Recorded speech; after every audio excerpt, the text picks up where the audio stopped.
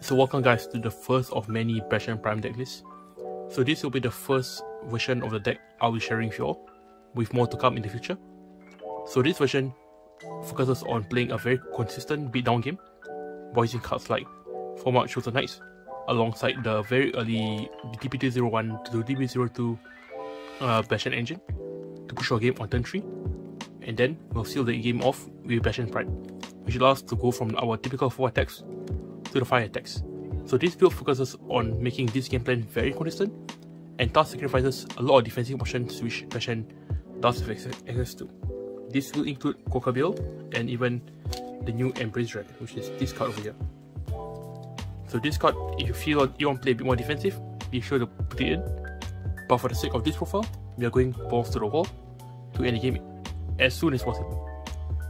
So why do we want to do a very aggro all-in playstyle? It's because first of all, Bastion is an all grade 3 deck more or less, besides the perfect guard triggers and all this. So this means our natural defense is already lacking, and we have a natural weakness to multiple attack decks as we only have so many triggers in hand at one point.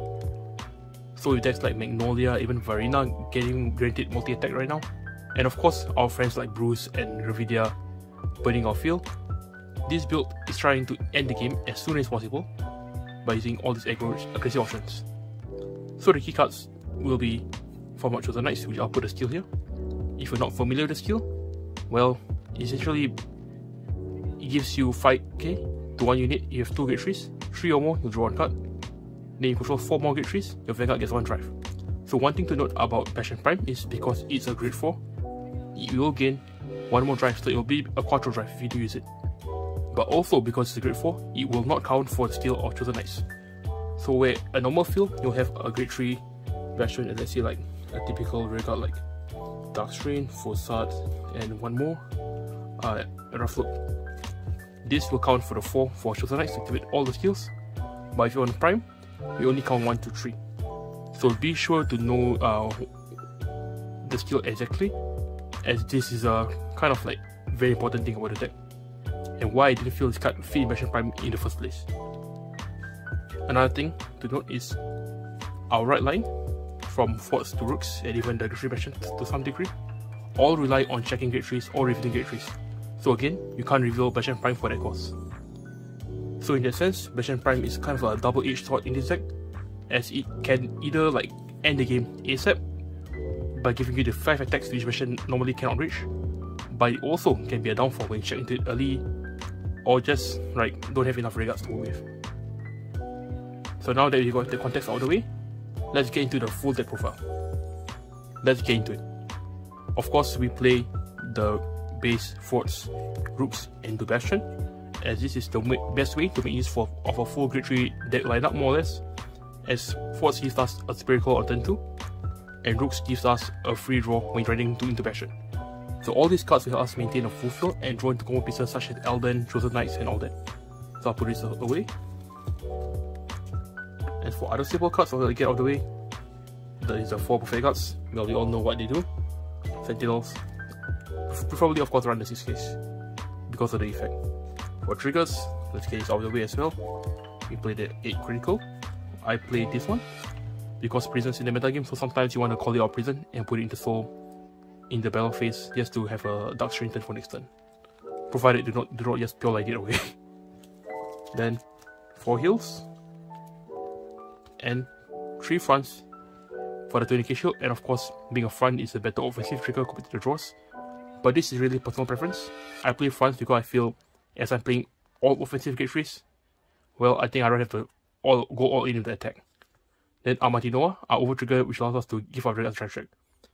So a thing to note is it gives grade 3s 2 drive, and it gives grade 4s triple drive, yeah. So if you have a Bastion Prime on the rearguard somehow, it can come up, yeah. So now we got these things out of the way, let's get into the main deck, the real main deck. So I start off with the 3 Format Chosen Knights, the order card which is very important for this deck.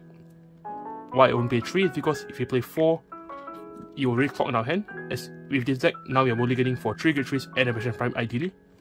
So having too many of this is really not very encouraged. Still, it's a really powerful play, even if you have on turn 4, if you have a full field, which this deck can easily do if you play your cards right. So this is our main one of our core cards to get the engine going. Then for the other card to get our engine going, it's of course the other core card is Great Heavenly Sword Elden. So this is our main draw power. Combat +2, soul +1, call any card from hand. If it's a gate 3, draw 2 cards. So a small interaction is you can actually call Bastion Prime with this skill onto the Vanguard circle, as it is counted as superior call, but you don't get the true draw because it's a grade 4.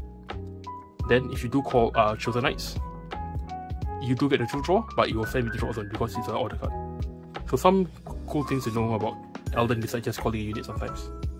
Then other skill, when it attacks, it gets 5k, you have 3 or more grade 3s. So again, as with the trend of this deck, you will need at least 3 regards to actually activate most of your skills. As when you're on Prime is a grade 4.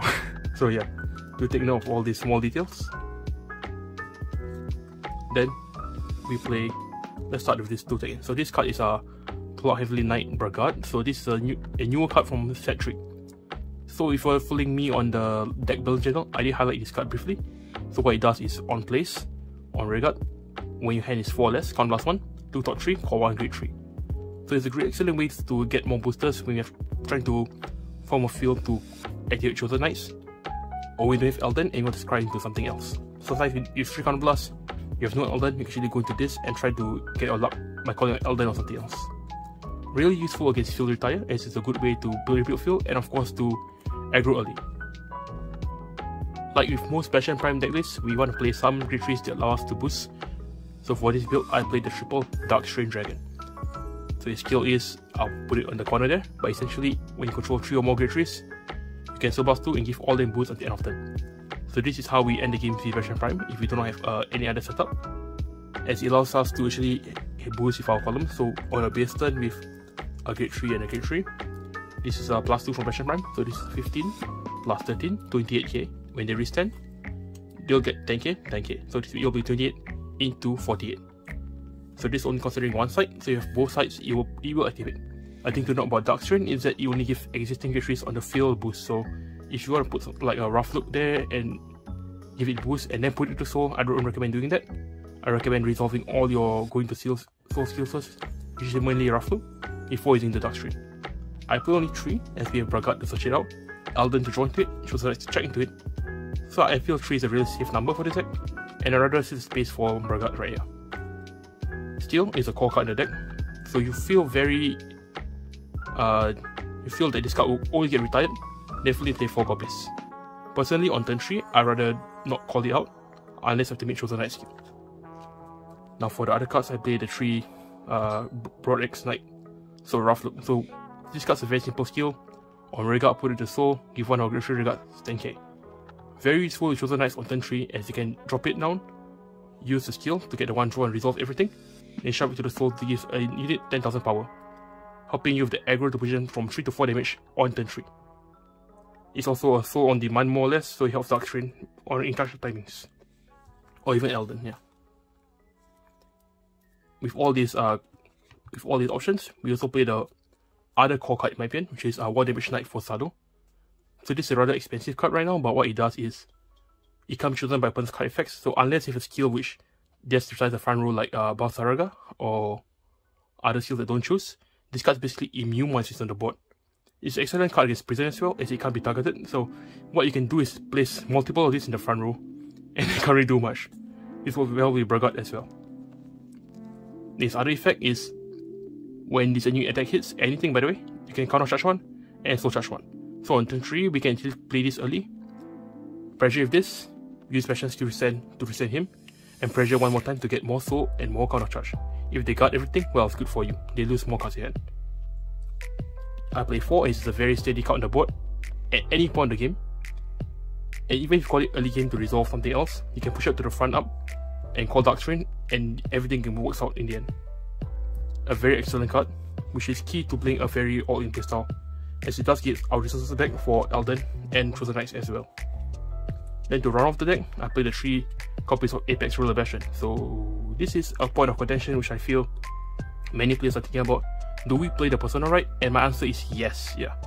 Personally, I've tried to playing without Persona rights and play 3 Lagriel in this place. So this card's Lagriel, a very familiar face over here on this channel. So Lagrel is arguably one of the best grade 3s in Kith Century in general, despite its risky nature. But despite how strong it can be, with this build, we want to focus on consistency. And Lagrel is not really that. So having a Con Blast dedicated to just these cards alone helps out a lot. And of course, having Persona Rite is really strong still, even if you don't have the Bastion Prime. A problem with Bastion Prime focus at least is if you do not draw Prime sometimes, you just lose. So having a backup plan in Apex Ruler Bastion is still really good. And of course, with riding to Apex Ruler Bastion, all our skills can activate easier for Chosen Knights, Dark Strain and all this. So it's a win-win situation actually. Then to run it off, we play the 4 Bastion Prime. Bastion Prime is of course a new grade 4. You should know the skill by now, and this is our main finisher. And ideally we want to go into it ASAP on turn 4 if with a full fill. On this note, if we are running low on soul, we can actually Soul Blast the Bastion of Soul away if we can check into a Bastion into grade 3 and have a Bastion in hand already. So if you have 2 Bastions in hand, don't be afraid to play the Soul Blast for Dark Strain. And that rounds off the general deck profile. So I'll link a deck code to this deck below. I'll get some combo plays and some like line of thoughts you must go with this deck. So the first thing I'd like to highlight about this version of Bastion Prime is that the need of our strong opening hand. Ideally, we want to be keeping a Bastion Prime and 3 grade 3s, typically having Form Up or Elden, so that we can kind of like explode the card advantage on turn 3. But this isn't always the case, so if you do not see Bastion Prime at all, don't worry. We still play the 3 copies of Apex Ruler Bastion, so having it now in our hand is still almost just as good most of the time. This is also dependent on the matchup, as if you know you're gonna fight fail retire very constantly, having the Persona Rite actually might be better, as it gives tanker to the front row when you ride it. So it's actually like giving more power with if we have less units. So to compare these sort of scenarios, let's do a quick dummy fill with like Elden, something like this, right? So during a Persona Rite turn, everyone will get 10,000 power. Then with Bastion skill, everyone gets 2. So this way attacks gets 5k. So this hits thing for 20, then 30. So this thing for 30. Attacking with Bastion, 25. Withstand if you get a trigger and all this. So this will actually be 40. So this, remember, this was 30 to 45, yeah. So you get 5 from Elden and 10 from Bastion. Then you see it's 425. So this is actually a lot of shield value, even without like triggers that we count, assuming we do withstand. Whereas during a Bastion Prime turn that we go into, let's say we do not have any other resources, right? This cannot even resolve this power, so it gets 2k from the Bastion Prime, but because you don't have the grade 3s, this only hits for 13, 13, 15, so this is like 3 easy to block attacks. Then if you do check into our grade 3, we can plus the Bastion and withstand this to both get 10,000 power. So this finally can hit for 25 and 25. So you can see like it's really subjective to see which one's actually stronger. Bastion Prime has the higher highs, where Bastion is more consistent overall. So definitely do be mulliganing for the correct Bastion in the matchup. Although of course if you see a Bastion Prime like immediately after your 4th turn 4 and you somehow survive, of course just go into it if there's nothing else to lose, as you cannot call this as a regular. It's a grade 4 after all. The other upside Bastion Prime has over Bastion is that it has a natural triple drive. So when you're losing and you have no other way to come back, maybe betting it all on the triple drive and that one withstand might be better than trying to rely on Bastion with a dead card in hand. On that note, if you have too many Bastion Primes in hand, on turn 3, don't be afraid to discard them for Bastion's recent heal, as Bastion's recent heal can discard any card. Now to go through some turn 3 plays of why people like Form Up Chosen Knights and all this. So essentially, it's rather kind of like high rolls-ish, but let's see if we're given like 2 or 3 combos early game, because people do rush Bastion for the most part, at least until maybe they figure out this matchup. But I think personally, even with Outcome Blast, we still have a really tough time. So let's go to the Bastion turn. Let's say we have this from our forts, right? So yeah, we can go to like Elden, come +2, call down the Rough Look there, then so +1, draw 2, then you can put the Rough Look immediately to the soul. But before this, 1, 2, 3, 4, activate 4 March of the Knights, use the power onto the Elden, Forsado I mean. So +1, draw 1 card, and this now hits for 20k base power. Because the Bastion's passive 2k to all great trees. They can put more power onto the Forsado to get back our resources that we can use this turn.